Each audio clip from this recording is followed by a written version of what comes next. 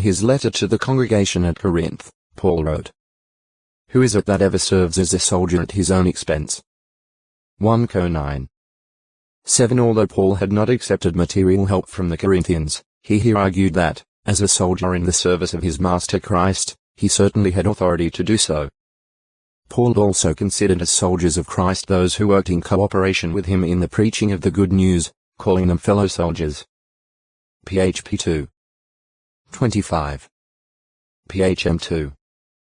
To Timothy, who was charged with a heavy responsibility by Paul, the apostle wrote, "As a fine soldier of Christ Jesus, take your part in suffering evil." No man serving as a soldier involves himself in the commercial businesses of life, in order that he may gain the approval of the one who enrolled him as a soldier.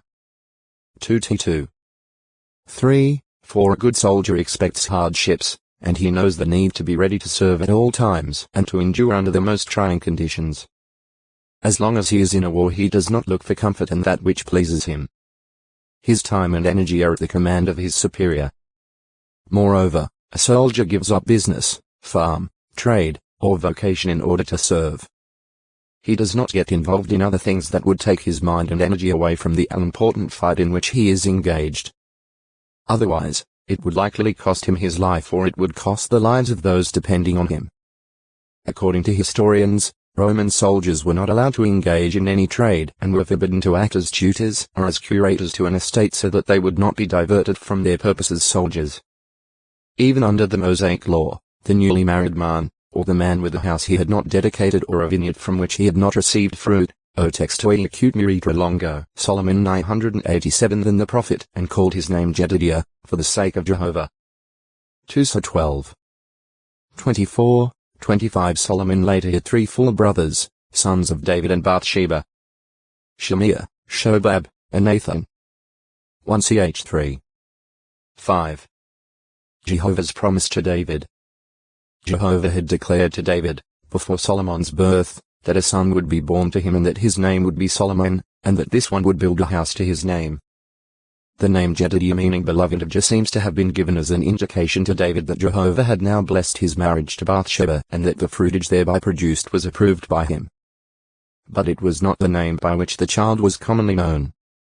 Undoubtedly the name Solomon, from a root meaning peace, applied in connection with the covenant that Jehovah made with David, in which he said that David, being a man who had shed much blood in warfare, would not build the house for Jehovah, as David had it in his heart to do. 1 Ch 22.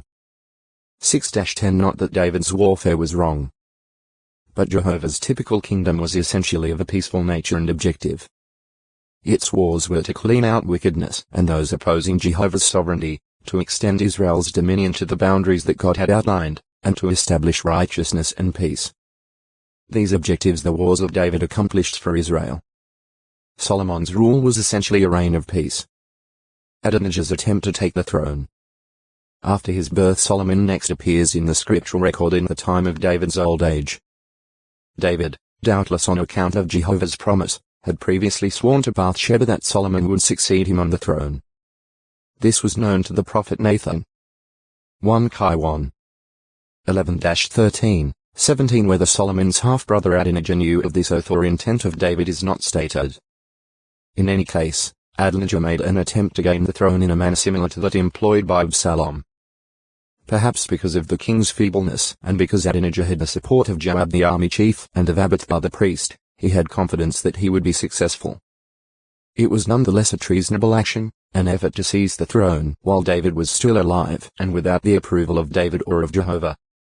Also, Adonijah revealed his underhandedness when he arranged for a sacrifice at Enrogel, where he intended to be acclaimed as king, but invited only the king's other sons and men of Judah, the king's servants, leaving out Solomon, Nathan the prophet, Zadok the priest, and the mighty men who had fought closely with David, including Benaiah their leader. This indicates that Adonijah counted Solomon as a rival and an obstacle to his ambitions. 1 Chi 1. 5-10. Solomon enthroned. The prophet Nathan, ever faithful to Jehovah and to David, was on the alert. First sending Bathsheba with instructions to inform the king of the plot, he then came in himself, asking David if this proclaiming of Adonijah as king had been authorized by him. David acted quickly and decisively, calling for Zadok the priest and Nathan to take Solomon to Gihon under the protection of Benaiah and his men. They were to put Solomon on the king's own she-mule, denoting a high honor to the one riding, in this case, that he was successor to the kingship. Compare 6. 8, 9. David's instructions were followed out, and Solomon was anointed and acclaimed as king. 1 Chiron 11-40. On hearing the sound of the music at Gihon, not so very far away, and the shouting of the people, "Let King Solomon live," Adonijah and his fellow conspirators fled in fear and confusion.